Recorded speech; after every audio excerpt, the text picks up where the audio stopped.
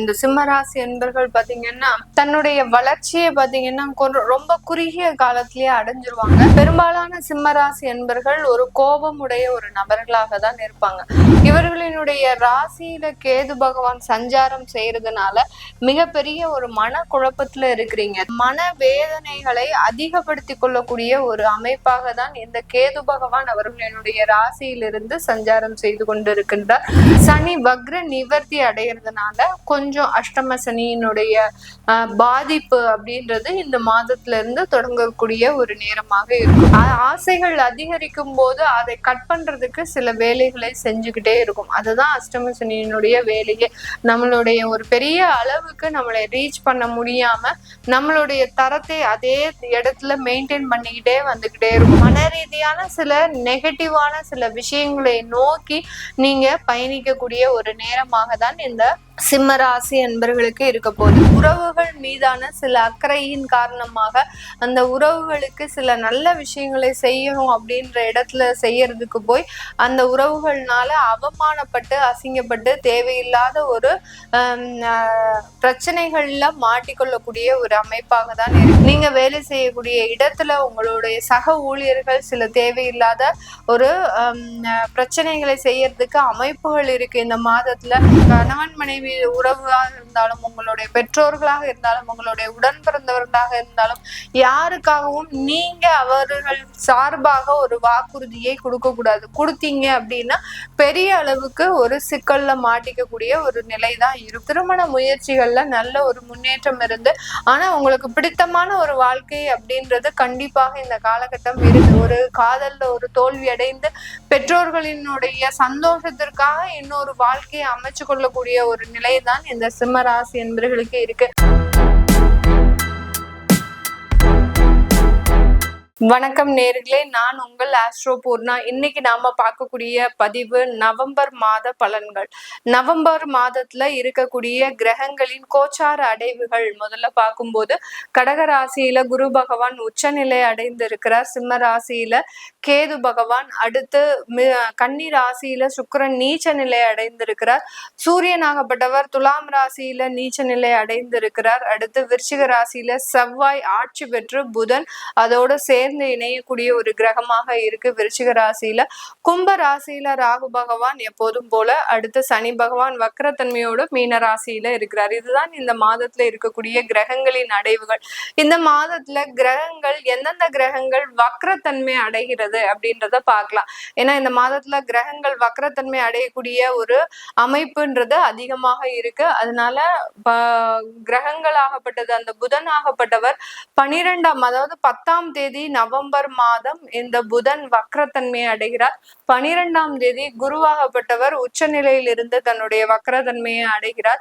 இந்த 2 கிரகங்கள் வக்ரத்தன்மையோட இருக்கிறதோட இன்னும் 3 கிரகங்கள் ராகு கேது எப்போதுமே வக்ர கிரகங்கள், சனி பகவான் வக்ரத்தன்மையோட இருக்கிறார் ஆல்ரெடி. இது எல்லாமே மொத்தம் 5 கிரகங்கள் இந்த மாதத்துல வக்ரத்தன்மையோட இருக்குது. இந்த மாதத்துல கிரகங்களின் பயிற்சிகள் ஏதாவது இருக்குதா அப்படின்னு கேட்டோம்னா, இந்த சுக்கிரனாகப்பட்டவர் மாதம் பிறந்த உடனே 3ஆம் தேதி தன்னுடைய நீச்ச நிலையிலிருந்து தன்னுடைய சொந்த வீடான ஆட்சி வீட்டிற்கு துலாம் ராசிக்கு பயிற்சியாகி வருகிறார். அடுத்து இதே மாதத்துல இறுதியில 24ஆம் தேதி அதாவது 26ஆம் தேதி நவம்பர் மாதம் தன்னுடைய ஆட்சி வீட்டுல இருந்து தன்னுடைய 2ஆம் வீடான அந்த விருச்சிக ராசிக்கு அந்த சுக்கிரனாகப்பட்டவர் பயிற்சியாகிறார். சூரியன் 17ஆம் தேதி நவம்பர் மாதம் அந்த தன்னுடைய நீச்ச வீட்டுல இருந்து விருச்சிக ராசிக்கு பயிற்சியாகி போகிறார். இதுதான் இந்த மாதத்துல இருக்கக்கூடிய கிரகங்களின் தன்மைகள்.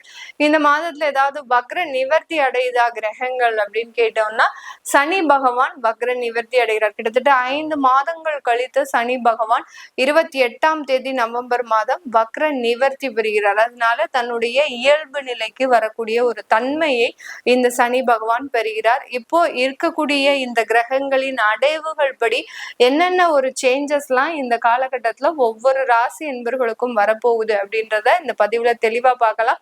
இந்த சேனலை சப்ஸ்கிரைப் பண்ணாதவங்க சப்ஸ்கிரைப் பண்ணிக்கோங்க. பெல் பட்டன்ல ஆல் ஆப்ஷன் சூஸ் பண்ணிக்கோங்க.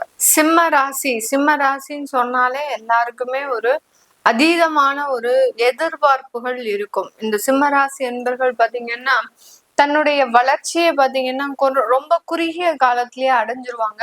அதே மாதிரி தோல்விகள் பாத்தீங்கன்னா ரொம்ப நெடுங்காலமாக அந்த தோல்வியில இருந்து மீள முடியாத ஒரு அமைப்பாக தான் இந்த சிம்ம ராசி என்பர்களுக்கு இருக்கும். பெரும்பாலான சிம்ம ராசி என்பர்கள் ஒரு கோபமுடைய ஒரு நபர்களாக தான் இருப்பாங்க. அந்த கோபம் இருக்கிற இடத்துலதான் குணம் இருக்கும் அப்படின்னு சொல்றதுக்கு தகுந்த மாதிரியான இவர்களின் குணம் பாத்தீங்கன்னா ரொம்ப ஒரு மென்மையான குணம், பாசத்திற்கு கட்டுப்பட்டவர்கள். அதே மாதிரி யார் இவங்களை எதிர்க்கிறாங்களோ இவங்களும் அவங்களை முழுமையாக எதிர்க்கக்கூடிய ஒரு நபர்களாக தான் இருப்பாங்க. போட்டிக்கு போட்டி, அடுத்து பாசத்திற்கு பாசம் அப்படின்னு சொல்லக்கூடிய அளவிற்கு தான் இந்த சிம்ம ராசி என்பவர்கள் தன்னுடைய குணத்தை அவர்களினுடைய சூழ்நிலைக்கு தகுந்த மாதிரி மாற்றிக்கொள்ளக்கூடிய ஒரு அமைப்பு வாய்ந்தவர்களாக இருப்பாங்க. இவர்களினுடைய ராசியில கேது பகவான் சஞ்சாரம் செய்யறதுனால மிகப்பெரிய ஒரு மன குழப்பத்துல இருக்கிறீங்க. தொழில் நல்லபடியா ரன் ஆகிட்டு இருந்தாலும் அதுல ஏதோ ஒரு தேவையில்லாத ஒரு தொந்தரவுகள் இவர்களுக்கு ஒரு மன நெருடலாக இருந்துகிட்டே இருக்கும். அந்த என்ன பிரச்சனைகள் அப்படின்றத கண்டுபிடிச்சு இவங்க அதை சால்வ் பண்ணா கூட ஏன் இந்த மாதிரியாக வந்துச்சு அப்படின்ற மாதிரியாக அந்த ஒரு பிரச்சனையை நினைச்சே அந்த மனமாகப்பட்டது பிரயாணிச்சுக்கிட்டே இருக்கும். அந்த அளவுக்கு அந்த மன வேதனைகளை அதிகப்படுத்தி கொள்ளக்கூடிய ஒரு அமைப்பாக தான் இந்த கேது பகவான் அவர்களினுடைய ராசியிலிருந்து சஞ்சாரம் செய்து கொண்டிருக்கின்றார். இவர்களினுடைய 8ஆம் இடத்துல இந்த மாதம், இந்த நவம்பர் மாதத்தின் இறுதியில சனி வக்ர நிவர்த்தி அடைகிறதுனால கொஞ்சம் அஷ்டம சனியினுடைய பாதிப்பு அப்படின்றது இந்த மாதத்துல இருந்து தொடங்கக்கூடிய ஒரு நேரமாக இருக்கும். என்ன எதுவாக இருந்தாலும் உங்களுடைய தசா புத்திகள் நல்லா இருக்கு, உங்களுக்கு 2ஆம் இடத்துல இருந்து திசை நடத்துது, 4ஆம் இடத்துல இருந்து திசை நடத்துது, 11ஆம் இடத்துல இருந்து திசை நடத்துது அப்படின்ற பட்சத்துல கண்டிப்பாக உங்களுக்கு நல்ல ஒரு மாற்றங்கள் கண்டிப்பாக இருக்கும். அதற்காக அந்த அஷ்டம சனிக்காக நீங்க பயப்பட வேண்டிய அவசியமே இல்லை. அஷ்டம சனி கை வைக்கக்கூடிய இடம் எல்லாமே பாத்தீங்கன்னா ஆசைகள் அதிகரிக்கும் போது அதை கட் பண்றதுக்கு சில வேலைகளை செஞ்சுக்கிட்டே இருக்கும். அதுதான் அஷ்டம சனியினுடைய வேலையே. நம்மளுடைய ஒரு பெரிய அளவுக்கு நம்மளை ரீச் பண்ண முடியாம நம்மளுடைய தரத்தை அதே இடத்துல மெயின்டைன் பண்ணிக்கிட்டே வந்துகிட்டே இருக்கும். அதுதான் அந்த அஷ்டம சனி பண்ணக்கூடிய ஒரு அமைப்பாக இருக்கும். அதனால இந்த சிம்ம ராசி என்பர்கள் பெருமளவு அதனால மன ரீதியாக பாதிக்கப்பட வேண்டாம். ஏன்னா உங்களுடைய தசாபுத்தி நல்லா இருக்கு அப்படின்ற பட்சத்துல கண்டிப்பாக இந்த அஷ்டம சனி உங்களுக்கு எந்த பாதிப்பையும் கொடுக்காது. மன ரீதியான சில நெகட்டிவான சில விஷயங்களை நோக்கி நீங்க பயணிக்கக்கூடிய ஒரு நேரமாக தான் இந்த சிம்ம ராசி அன்பர்களுக்கு இருக்க போகுது. இந்த சிம்ம ராசி அன்பர்கள் தன்னுடைய உறவுகள் மீதான சில அக்கறையின் காரணமாக அந்த உறவுகளுக்கு சில நல்ல விஷயங்களை செய்யணும் அப்படின்ற இடத்துல செய்யறதுக்கு போய் அந்த உறவுகள்னால அவமானப்பட்டு அசிங்கப்பட்டு தேவையில்லாத ஒரு பிரச்சனைகள்ல மாட்டிக்கொள்ளக்கூடிய ஒரு அமைப்பாக தான் இருக்கு. அதனால உறவுகளை நீங்க திருத்தணும் அப்படின்ற மாதிரியான சில விஷயங்களை செய்யாதீங்க. செஞ்சீங்கன்னா நீங்களே உங்க தலையில மண்ணை வாரி போடுறதுக்கு உண்டான ஒரு ஈக்குவலண்டான சில செயல்கள் நடக்கும். அதனால கண்டிப்பாக அந்த மாதிரியான விஷயத்துல ஈடுபட வேண்டாம். உங்களுடைய வேலையை மாத்திரமே ரொம்ப கவனமாக செயல்படுங்க. உங்களுடைய வேலையில சில பாதிப்புகள் இருக்கு. நீங்க வேலை செய்யக்கூடிய இடத்துல உங்களுடைய சக ஊழியர்கள் சில தேவையில்லாத ஒரு பிரச்சனைகளை செய்யறதுக்கு அமைப்புகள் இருக்கு இந்த மாதத்துல.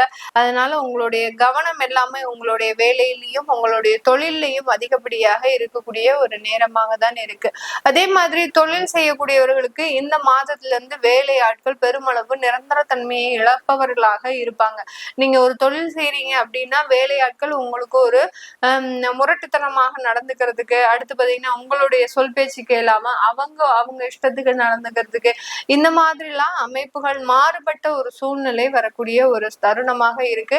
அதனால எந்த ஒரு விஷயமாக இருந்தாலும் ஒரு நிதானமாக சில விஷயங்களை யோசித்து செயல்பட வேண்டும் இந்த சிம்ம ராசி என்பர்கள். இல்லாட்டி ஏதாவது ஒரு பிரச்சனையில போய் மாட்டிக்கக்கூடிய ஒரு நேரம்.